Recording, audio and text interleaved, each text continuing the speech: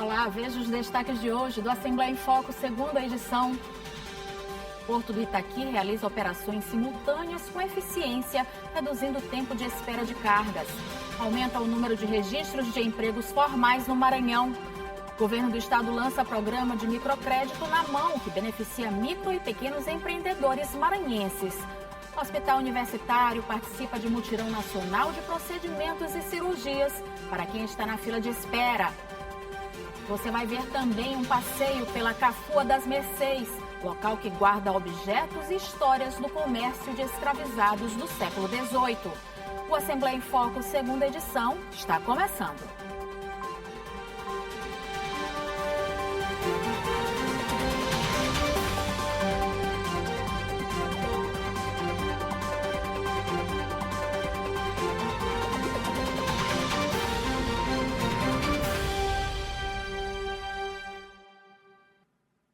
O Porto do Itaqui, referência nacional no recebimento e distribuição de combustíveis para o comércio internacional, realizou uma manobra de transferência de cargas entre navios sem uso do cais, chamada Ship-to-Ship.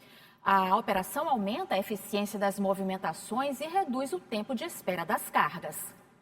O Porto do Itaqui realizou 2 operações simultâneas do tipo Ship-to-Ship, uma no berço 106 e outra no 108, que recebeu pela primeira vez esse tipo de manobra.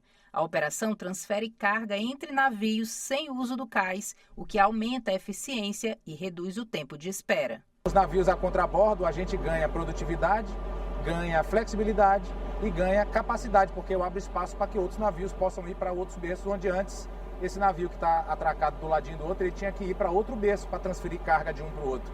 E agora a gente faz isso encostado, um coladinho no outro.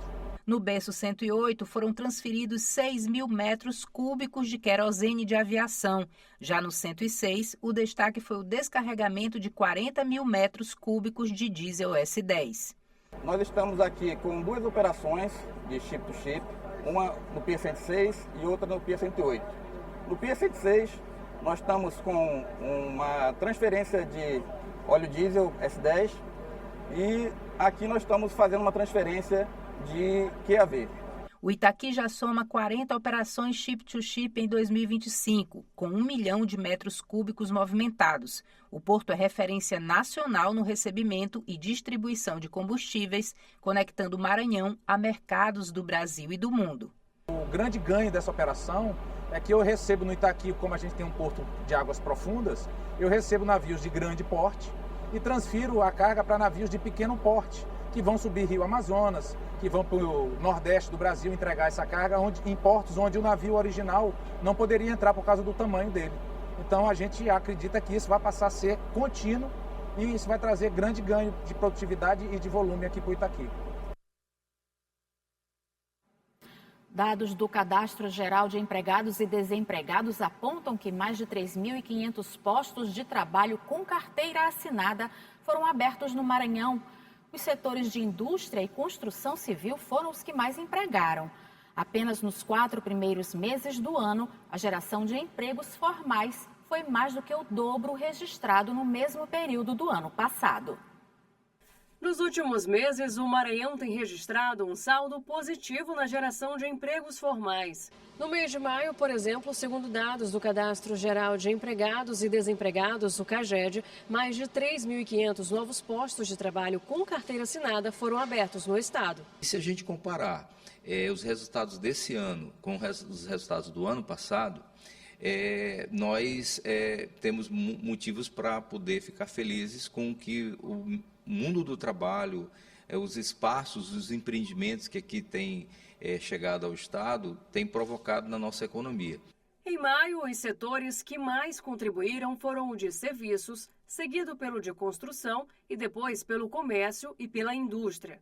Entre as cidades que apresentaram maior geração de empregos estão a capital, Imperatriz, Balsas, Bacabal e Timon. Quanto ao perfil dos contratados, a pesquisa aponta que mais homens e jovens entre 18 e 24 anos conseguiram trabalho formal. Em relação à escolaridade, pessoas com ensino médio completo foram o grupo mais contratado. o responsável pelo esse acréscimo que a gente teve, na média que a gente tinha nos primeiros 3 meses do ano, foi exatamente o outro setor da economia que são, inclusive, mais sustentáveis. É o caso da indústria, com os investimentos que estão sendo feitos do PAC no Maranhão, do Minha Casa Minha Vida e das próprias obras que o governo do Estado tem desenvolvido no Estado inteiro. É o caso também da indústria, que você pode ver que das cidades que se destacam, você vê Imperatriz como destaque, vê Balsas como destaque, vê Timon como destaque, são cidades em que tem uma incorporação da planta industrial do Maranhão. O Sistema Nacional de Emprego facilita o acesso de grande parte dos trabalhadores ao mercado formal. O Cine ele aumentou o nosso fluxo por conta do CAGED e das vagas do trabalho jovem, que da intermediação está feita pelo Cine, do eixo contratação empresas. Todos esses jovens eles estão trazendo e vindo para o Cine fazer o cadastro para participar dessas vagas de emprego. Hoje nós estamos batendo só no Cine Coab quase 200 contratados de carteira assinada formalmente. Roberto ainda procura um emprego como eletricista e reconhece a necessidade de ter a carteira de trabalho assinada. A gente tem um direito preservado, o FGTS, a rescisão quando sai e algumas coisas a mais aí. Atualmente, mais de 100 mil pessoas estão com um cadastro ativo no Cine. A expectativa da Secretaria de Estado do Trabalho e da Economia Solidária é de que o Maranhão encerre 2025 com um saldo ainda mais positivo em comparação ao ano passado, já que apenas entre janeiro e maio deste ano, a geração de empregos formais já foi mais que o dobro do registrado no mesmo período do ano passado. O Supremo Tribunal Federal homologou o plano do Instituto Nacional do Seguro Social para começar com o processo de ressarcimento dos descontos irregulares de mensalidades associativas nos benefícios de pensionistas e aposentados. Com a homologação, os pagamentos devem iniciar no dia 24 de julho e serão realizados a cada 15 dias.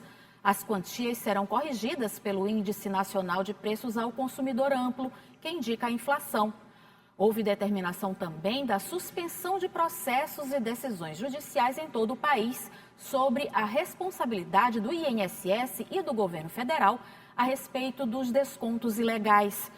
A adesão dos aposentados ao acordo deve ser voluntária, mas quem aderir deverá retirar a ação na justiça contra o INSS.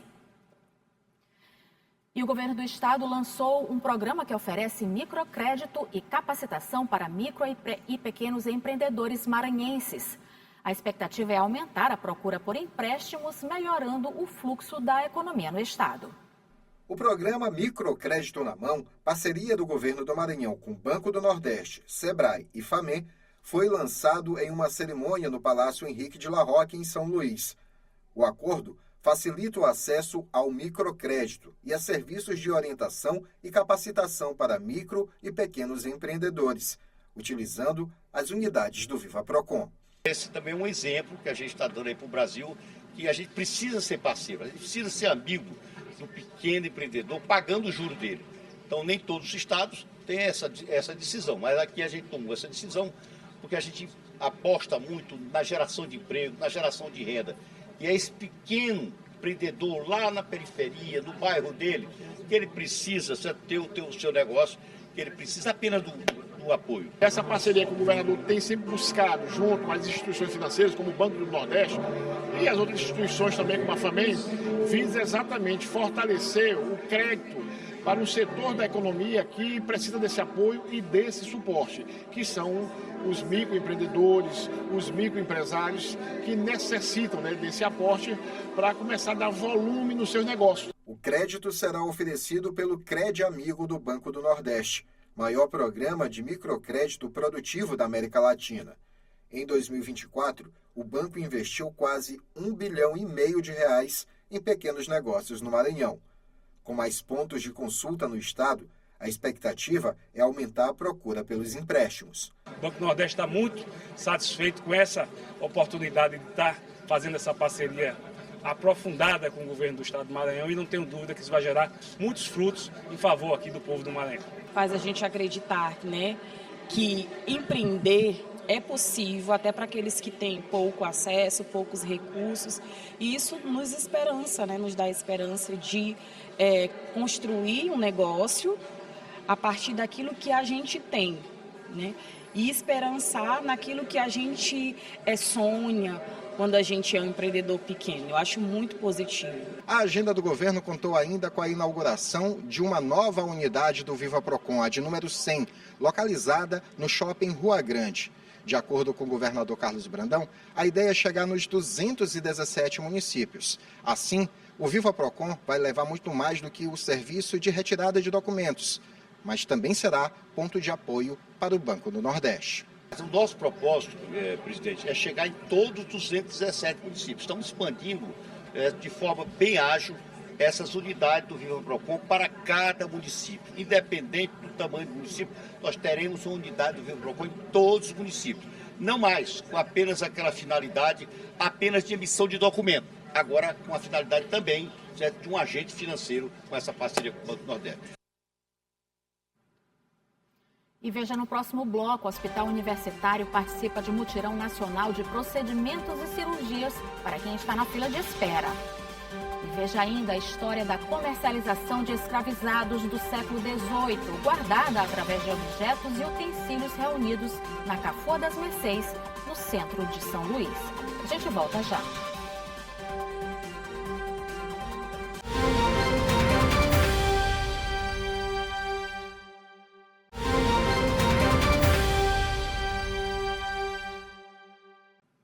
Amanhã, dia 5 de julho, o Hospital Universitário Presidente Dutra, em São Luís, vai realizar mais uma edição de um mutirão nacional que atende exclusivamente pacientes que estão na fila de espera para diversos tipos de atendimento e procedimentos.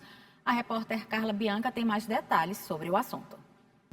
Olha só, amanhã, dia 5, é dia de esperança para muita gente que espera por uma cirurgia.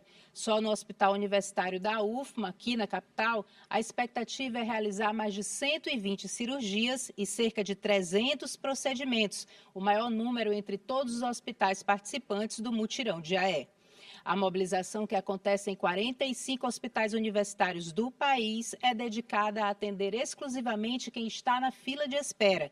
Uma iniciativa da Empresa Brasileira de Serviços Hospitalares, em parceria com o Ministério da Saúde, para transformar o dia de amanhã em um novo começo para muitos pacientes. Carla Bianca, para a TV Assembleia.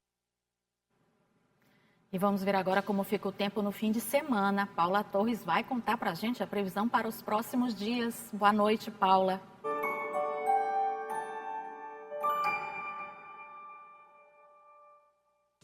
Boa noite, Eli. Boa noite para todo mundo que está com a gente aqui no Assembleia em Foco, segunda edição. Vamos dar uma olhada agora na previsão do tempo para o final de semana. No sábado, em São Luís, mínimas de 24 e máximas de 30 graus. O dia deve ser de sol, com muitas nuvens e pancadas rápidas de chuva à tarde e à noite. Em Codó, mínimas de 23 e máximas de 33 graus. O tempo fica firme durante o dia, com sol e nuvens e sem previsão de chuva. Já em Passo do Lumiar, mínimas de 25 e máximas de 29 graus. Sol entre nuvens e possibilidade de chuva leve no fim da tarde. No domingo, a previsão continua a mesma nessas três cidades. Sol com nuvens e pancadas rápidas durante o dia e à noite. Então é isso, Eli. Um ótimo final de semana a todos. Até mais.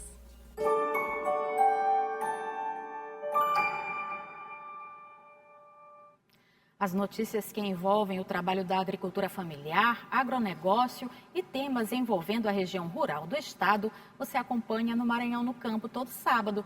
Mário Porto faz o convite para você. E para você que acompanha o Assembleia em Foco, segunda edição, fique por dentro dos destaques do programa Maranhão no Campo nesse sábado. A Companhia Nacional de Abastecimento completa 35 anos e homenageada na Assembleia Legislativa do Maranhão. O Estado passa a celebrar o Dia Estadual do Cacuriar, em homenagem a Dona Tetê, uma das maiores nomes da cultura popular. E mais, no estúdio, uma entrevista com o secretário adjunto de Agricultura Familiar, Ricardo Almeida. O tema é o projeto de sistema de produção de referência para a mitigação do clima e da fome na terra araribóia. Vamos mostrar ainda o lançamento do projeto Terras para Elas, que promove a autonomia, a economia e a regularização fundiária para mulheres rurais. Uma família que transforma a própria casa em ateliê para levar a arte maranhense para o mundo. Eu, Mário Porto, espero por você no Maranhão no Campo nesse sábado.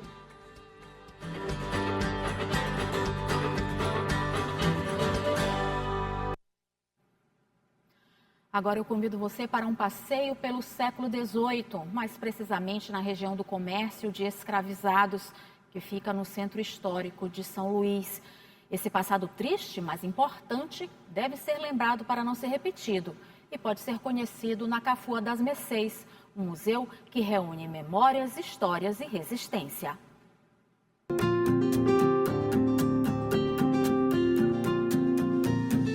O passeio pelo Centro Histórico de São Luís pode ficar ainda mais rico de conhecimento com uma parada no Cafua das Mercês. Este prédio de cerca de 300 anos, hoje um museu, já foi cenário de muito sofrimento dos negros africanos aqui escravizados no século XVIII. Cafua é uma palavra do dialeto banto que significa cova, caverna, lugar escuro e isolado. A resposta para a escolha deste nome está preservada no acervo. Esta é uma peça original do museu. É uma pedra de moagem do século XVIII, por volta de 1770, quando os comerciantes utilizavam para moer cana-de-açúcar ou arroz, por exemplo.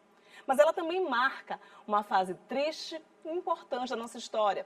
Esta peça também servia, acredite, para acorrentar os escravizados. Eu estou em um dos espaços, talvez um dos mais importantes do Museu Cafua das Mercês. Aqui onde eu estou pisando era uma cova, onde centenas de escravos ficavam armazenados, mortos e vivos. E aqui foi colocado uma réplica de um pelourinho, peça que era encontrada nas principais cidades do Brasil. Esse espaço guarda monumentos, pedaços de uma história importante do Brasil. Esta grade, por exemplo, também é do século XVIII, pesa meia tonelada. E acredite, servia para aprisionar os escravizados daquela época. Era tanto um depósito para os escravizados trazidos de portos ilegais da África até aqui, mas também era um local comercial no qual as pessoas podiam vir para cá comprar os escravizados e também era a sede da companhia do antigo dono daqui. No térreo do museu também estão expostas peças em madeira de diferentes grupos étnicos africanos adquiridas na década de 70 pelo então governador do estado. O museu ele não é só bom para trazer aquela cultura do passado, como trazer a conscientização de hoje em dia de como o mundo evoluiu. O que mais me chamou a atenção não foi só o lugar ainda em si estar conservado, mas também as várias estátuas, representações, né, dos povos africanos e de como eles são importantes na nossa história, da nossa cultura e também sobre o desenvolvimento de São Luís, né, que querendo ou não aqui é uma parte bem histórica, bem representativa do nosso crescimento, da nossa evolução. As figuras que tem aqui traz para a gente que é estudante de letra, traz uma história a mais e um conhecimento a mais para aquilo que a gente quer viver mais um pouco mais lá na frente. No primeiro andar, que um dia foi depósito de mulheres e crianças prontas para serem vendidas como escravas, agora é palco para a exposição temporária sobre a cultura popular maranhense. O acervo traz os grupos das brincadeiras de carnaval do Maranhão. Aqui em cima, as janelas minúsculas, quase sem ventilação, conhecidas como seteiras, mostram a única visão que os escravizados tinham do mundo lá fora. As paredes parecem molduras para a tela que trazia a esperança de liberdade. Estes fatos curiosos, parte da história do Brasil, estão à disposição do público. O Museu Cafua das Mercês funciona de terça a sexta, de 1h30 da tarde às 5h30 da tarde, com entrada gratuita. O nosso museu traz de forma geral as peças que foram trazidas pelo governo do Maranhão, adquiridas no continente africano, que é uma exposição fixa que nós possuímos como uma forma de homenagear, não é? As pessoas que perderam suas vidas aqui. Possuímos também no andar de cima as exposições temporárias, que são feitas de um período de 6 em 6 meses, que são sempre renovadas, não é? Com esse intuito de relembrar tanto a cultura do estado, da cidade e a cultura negra no geral, e também possuímos essa questão histórica da escravidão e da memória negra. O prédio do Cafua das Mercês faz parte do acervo de casarões históricos tombados como patrimônios. Muita coisa aqui ainda é daquela época sombria. Paredes, pisos, portas e o sentimento de que neste espaço houve clamores de um povo injustiçado. Mas também é um lugar de memória e resistência, onde a história é preservada para que os erros do passado não se repitam e se valorizem as lutas que transformaram a sociedade.